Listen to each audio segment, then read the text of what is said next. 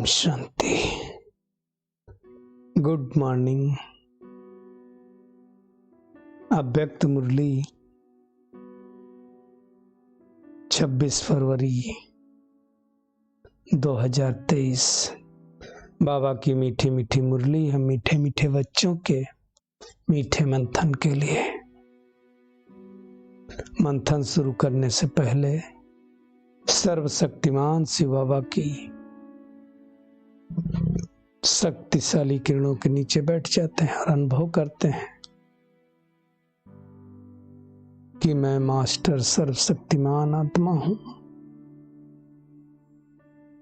ये मुरली अव्यक्त बाप दादा के रिवाइज कोर्स 31 दिसंबर 1993 के अव्यक्त महावाक्य हैं। मुरली का शीर्षक है नए वर्ष पर सदा उमंग उत्साह में उड़ना और सर्व के प्रति महादानी वरदानी बन व्यर्थ को समाप्त करना। ये मुरली वर्ष के अंतिम दिन की है, तो जिसमें बाबा ने विशेष रूप से 3 कार्य दिए। एक तो उमंग उत्साह में उड़ना है, दूसरों को भी उड़ाना है, सर्व के प्रति महादानी वरदानी बनना है, हर आत्मा के प्रति जो भी आत्मा संबंध संपर्क में है, और व्यर्थ को समाप्त करना है। इतना अगर हमारे अंदर परिवर्तन हो जाए तो हम क्या से क्या बन जाएंगे। तो आज नव युग नई सृष्टि के रचता अर्थात शिव बाबा ब्रह्मा बाबा के द्वारा हम नव युग के आधार मूर्त बच्चों को देख रहे थे। आधार मूर्त हम क्यों हुए? क्योंकि बाबा का संदेश अनेक आत्माओं तक पहुंचाने के निमित्त बने, इसलिए बाबा ने कहा आप आधार मूर्त हो। दुनिया के हिसाब से जैसे दिसंबर आया तो और जनवरी मतलब अगला साल आया, तो बाबा ने कहा वो पुराना जा रहा है और नया वर्ष आ रहा है। लेकिन हम बेहद के संगम युग पर बैठे हैं। एक दिन की बाबा ने कहा मुबारक की बात नहीं है, तुम्हें तो 9 युग की हर दिन मुबारक है। अच्छी तरह से संगम युग को समझना है। ये जब से हम ब्राह्मण बने तब से हमारी नई जीवन हो गई। नई जीवन मतलब नई रीति, नई प्रीति, नई सोच, नए संकल्प, नई दिनचर्या। बाबा कहते हैं स्मृति नई, वृत्ति नई, दृष्टि नई, सब कुछ बदल गया। अमृत बेला भी नया हो गया। दुनिया में तो 5-6 बजे उठते हैं, हम तो जल्दी उठते हैं। तो बाबा कहते हैं अनुभव करो, ये हमारा इस समय ब्राह्मणों का छोटा सा संसार है। तो संसार भी छोटा सा नया हो गया और संस्कार भी नए हो गए। तो हमारे और उनके मनाने में फिर डिफरेंस हो गया ना। और मनाने का अर्थ भी क्या है? उनका एक दिन का उमंग उत्साह, हमारा रोज का उमंग उत्साह है। हर दिन उत्सव है।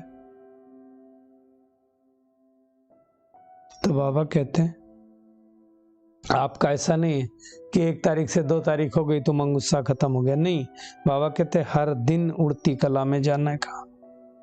और उड़ती कला के पंख क्या है हमारे? उमंग उत्साह है। बाबा ने कहा कर्म भले और कर्मयोगी बनो, लेकिन रहो उड़ती कला में। और उड़ती कला उमंग उत्साह के पंख हैं। पंख के बगैर तो उड़ नहीं सकते हैं। दुनिया वाले कहेंगे नीरस जिंदगी है, बेरस है, और आप क्या कहोगे?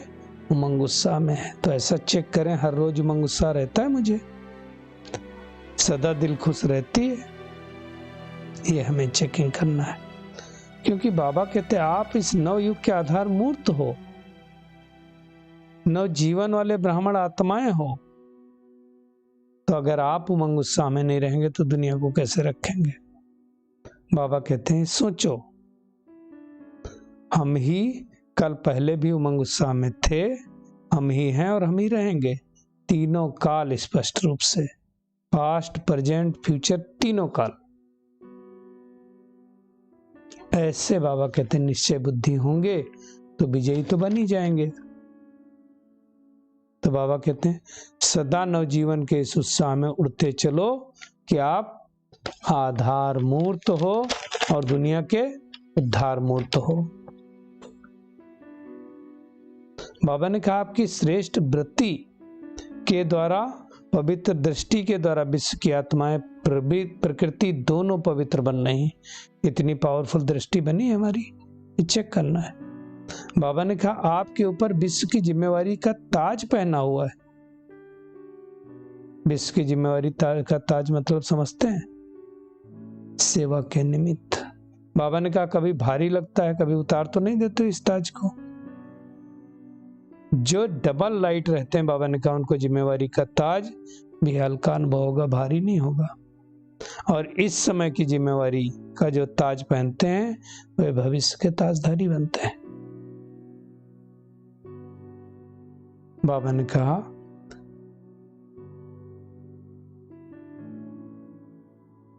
उसके पहले जो वर्ष मनाया होगा वो समाप्त हो रहा होगा, तो बाबा ने कहा अव्यक्त वर्ष मनाया तो अब फरिश्ता बन गए। और फरिश्ते क्या करते हैं? उड़ते रहते हैं। तो देखो, चेक करो, मैं फरिश्ता बना हूं। बाबा ने कहा सदा हर दिन हर समय महादानी वरदानी हैं। फरिश्ते तो दान देते रहते हैं, अनेकों को सुख शांति देते रहते हैं। कोई न कोई हर आत्मा को चाहे शक्ति का, चाहे ज्ञान का, चाहे गुण का दान देना है। तो तीनों बाबा कहते खजानों से भरपूर हो गए, कम तो नहीं है खजाना। हर चीज के मास्टर नॉलेजफुल बन गए। ऐसा तो नहीं है कि वर्तमान को जानते हैं, भविष्य को नहीं जानते हैं, पास्ट को नहीं जानते हैं। बाबा ने कहा सारे दिन में दान देना, चाहे ज्ञान का दो, चाहे शक्तियों का दो, चाहे गुणों का दो, लेकिन देना ही है, क्योंकि महादानी आत्माएं बगैर दिए नहीं रह सकती।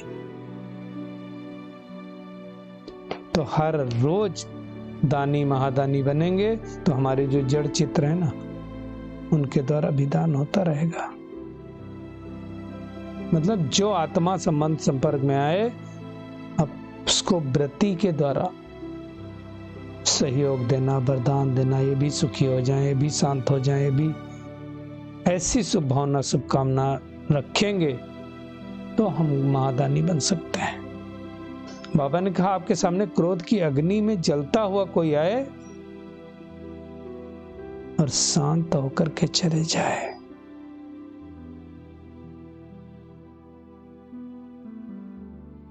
अगर उस समय जब क्रोध में आए कोई आंखों द्वारा, है ना, वाइब्रेशंस द्वारा क्रोधी के ऊपर शांति के छींटे डालें कि आत्मा तो पर बस है, शांत हो जाए, और वो शांत में हो जाते महादान। तो ऐसे बाबा ने कहा महादानी वरदानी बनना है। तब तो हमारे जो जड़ चित्र होंगे उनके द्वारा आधा कल्प तक अनेक भक्त आत्माएं उन पर कंपनों को प्राप्त करेंगी, और महादानी वरदानी जो आत्मा होगी उसका व्यर्थ समाप्त हो जाएगा, व्यर्थ के लिए समय नहीं बचेगा। तो ऐसे दाता बनना है, हमेशा समर्थ स्थिति का स्विच ऑन करना। और बाबा ने होमवर्क दिया, इस नए वर्ष में चार्ट रखना। क्या नया चार्ट? बाबा ने कहा 4 सब्जेक्ट हैं हमारे, ज्ञान, योग, धारणा, सेवा। हर सब्जेक्ट में हर रोज कोई ना कोई नवीनता। ज्ञान, बाबा ने कहा समझदार बनना, समझ देना और समझदार बनकर चलना। और इसमें नवीनता का अर्थ क्या बाबा ने बताया? अपने में जो कमी कमजोरी ना, अगर उस कमी कमजोरी को एक्सेप्ट कर लिया तो नवीनता नहीं, उस कमी कमजोरी को दूर करके नया अच्छा कुछ धारण करना। तो ऐसा योग का बाबा ने कहा प्रयोग करना। दूसरा सब्जेक्ट क्या है? योग। तो उस कमी को दूर करने के लिए क्या करना पड़ेगा? योग करना पड़ेगा। तो उस योग का प्रयोग करना। अब जब योग पावरफुल होगा तो धारणा होगी, और जब धारणा होगी तो सेवा होती जाएगी। परसेंटेज बाबा ने कहा बढ़ाते जाओ। आज की 50% है तो कल 60%, 70, ऐसे बढ़ती जानी चाहिए। योगी माना ही परसेंटेज बढ़ाना। पहले जैसा चार्ट नहीं, दुख नहीं दिया किसी को, क्रोध नहीं किया, कॉमन चार्ट। सुख कितनों को दिया वो चेकिंग करना है। कितना इकोनॉमी से रहे, कितना संकल्प बोल कर्म की इकोनॉमी की, ये हमें चेक करना है। उड़ती कला में जा रहे हैं, गिरती कला में तो नहीं है। पुरुषार्थ तीव्र गति से जा रहा है, ठहरती कला में तो नहीं है, वो चेक करना है।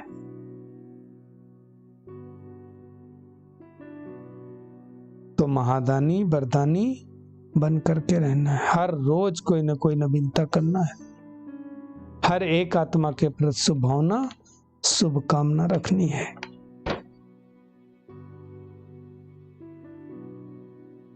तो हमेशा बाबा ने कहा इतना टेंशन में रहो। निमित्त आत्मा है ना, निमित्त आत्मा क्या करती है? सबके प्रति शुभ भावना, शुभकामना। बाबा ने कहा अब क्या करो, अगर जो खास करके विंग्स हैं उनके बारे में कहा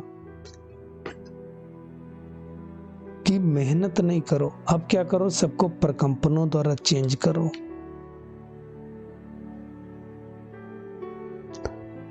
तो हर रोज अमृत वेले बाबा ने कहा इमर्ज करो कि हमें उमंग उत्साह में उड़ना है और दूसरों को उड़ाना है। सारा दिन ये बात की चेकिंग करना है।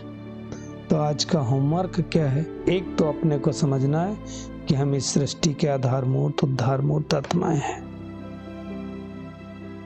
तो हमारे संकल्प द्वारा, हमारे बोल द्वारा, हमारे कर्म द्वारा कोई भी आत्मा आए उसको दानी दानी बन करके कुछ ना कुछ देना है।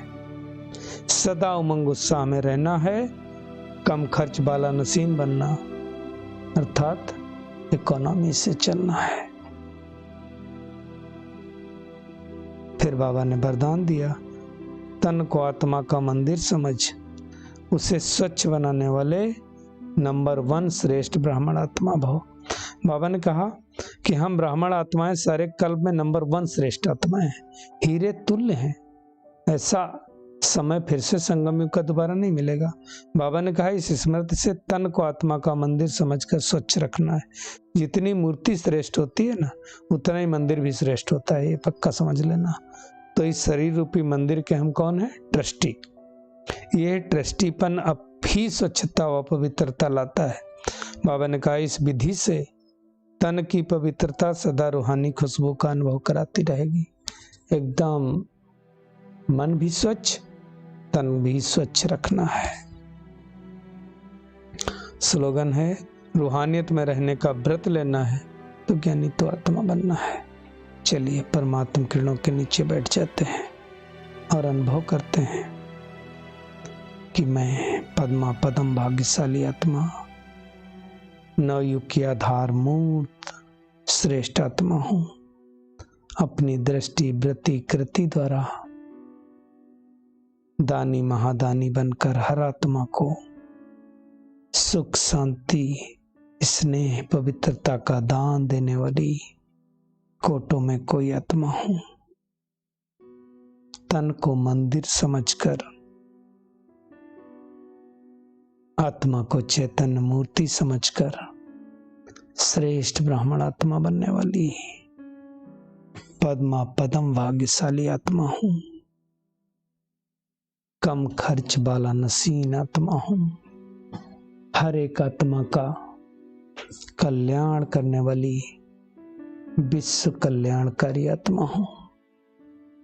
शुक्रिया मीठे प्यारे बाप दादा, शुक्रिया आप सभी का इस मीठे मंथन के लिए।